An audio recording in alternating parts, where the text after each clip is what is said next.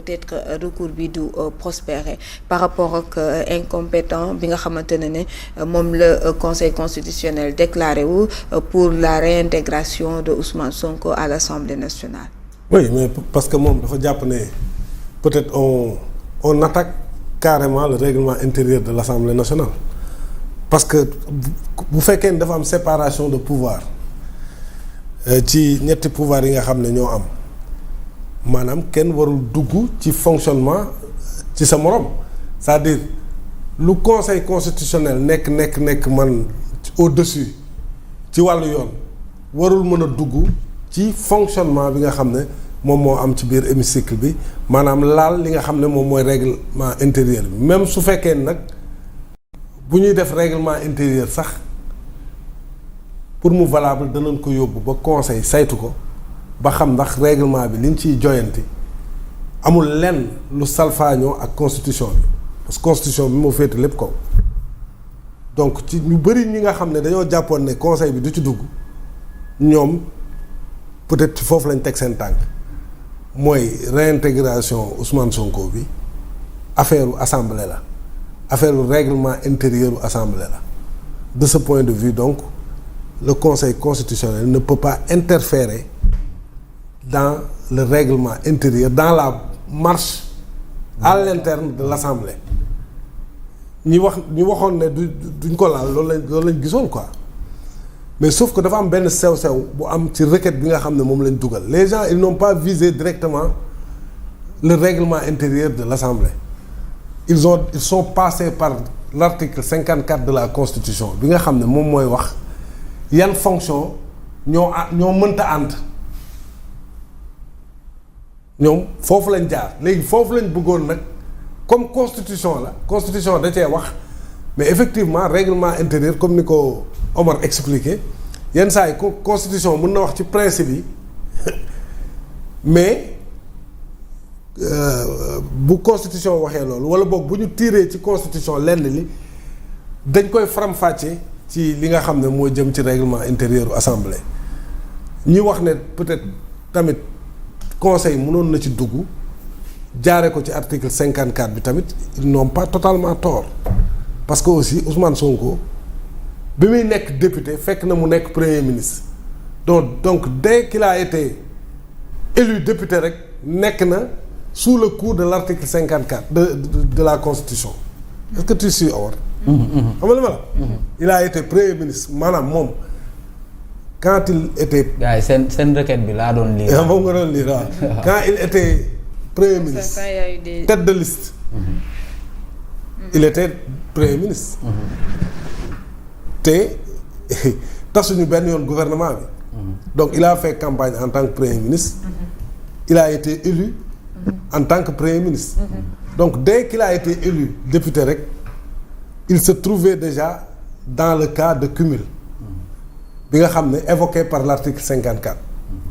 de la constitution léegi nag ñi def requête bi nag loolu lañ doon orienté conseil constitutionnel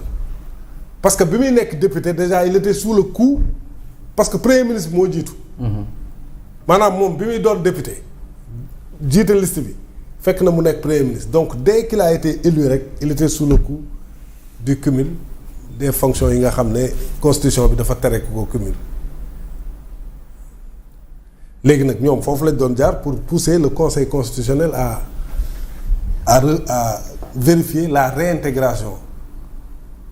te ñoom li ñu viser c'est la réintégration parce que loolu en fait réintégration bi lañ ne mënta ne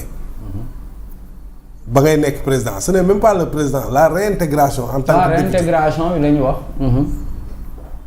maintenant le conseil lui s'est déclaré parce qu'il avait 8 jours Sonko il avait 8 jours pour choisir c'est ça léegi nag même dans ces 8 jours là il pouvait pas suspendre son mandat non, parce que l'ancien règlement mooy ko loolu nga loolu moom c'est clair moo tax peut-être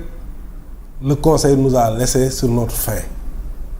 parce que aussi ce qu'il faut comprendre ñu expliquer ko nit ñi comprendre que mooy conseil waxul ne Ousmane Sonko a raison waxul ne il a tort waxul ne les députés qui ont fait la requête ont raison ou ils ont tort le conseil n'a même pas ouvert le dossier dafa ne lii ngeen ma tegal nii man mënuma ko ubbi bay xam ndax dem na gauche wala mu dem droite mënuma ko ubbi jël leen seen yëf loolu de la ñuy wax conseil loolu la wax li ngeen may wax nii mënuma ko ubbi bay xam sax li nekk ci biir ndax yoon la wala du yoon yegguma foofu dama koo mënta ubbi jëlaat leen ko mais loolu tamit ça nous laisse sur notre faim c'est-à-dire Sénégal aussi pour man comme ñu ngi jëm ci ay réformes on parle de cour constitutionnelle mais il faut que mu am cour boo xam ne mais day compétente ci lépp surtout ci wàllu yoon mais mënuñu am cour bi gën a kawe su contentieux amee nit ñi dem ci moom mu ne je suis pas compétent je pense que caractère boobu war nañ ko dindi bu ñuy def réforme yi quoi c'est très très important on doit avoir une cour le conseil constitutionnel est au-dessus de tout le monde parce que ses avis mais s'impose à tout le monde mais sauf que dans beaucoup de domaines il se déclare incompétent loolu nag c'est un problème c'est problématique parce que nit ñi tamit bu ñu d'accordul il faut ñu am fu ñu dem mais bu fekkee ni fi gën a kawe bu ñu fa demee mu ne leen mënuma leen àtte te yow àtte la fi tax a toog loolu problème la donc sañ-sañ boobu ñàkk mën a àtte boobu il faut que ñu dindil ko conseil constitutionnel pour man wala cour constitutionnelle bii di ñëw déclarer incompétent moom loolu moom nañ ko dindi que en tout cas structure wala institution bi nekk ci kaw justice bi yëpp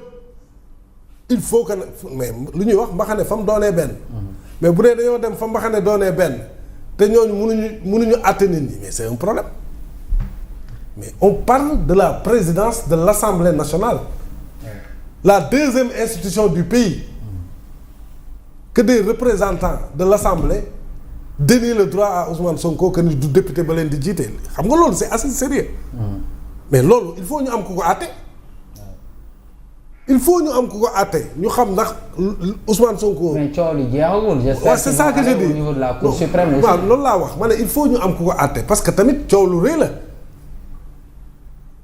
parce que yow ñii nee nañ mën na fa dugg mën na nekk président mais ñii nee nañ mënu fa dugg parce que nekkatul député mais xam nga loolu lu garaaw la parce que ku nekkul député mënoo jiite assemblée aussi léegi nag est-ce que li mu def yoon la wala du yoon. mais il faut forcément nag ñu am ci wàllu yoon koo xam ne dina àtte lii man loolu laa wax. léegi nag nee na conseil constitutionnel bi gën a kawe moom nee na. mënu cee àddu du ci dugg sax. te ñenn ñi jàpp nañ ne en droit le mandat parlementaire est un mandat constitutionnel car toute contestation portant sur son existence sa suspension sa reprise ou son extinction dépasse la simple organisation interne de l'Assemblée nationale. Elle touche directement au fonctionnement des institutions constitutionnelles. C'est ça mooy li ma wax léegi rek c'est-à-dire Omar mi il peut pas débattre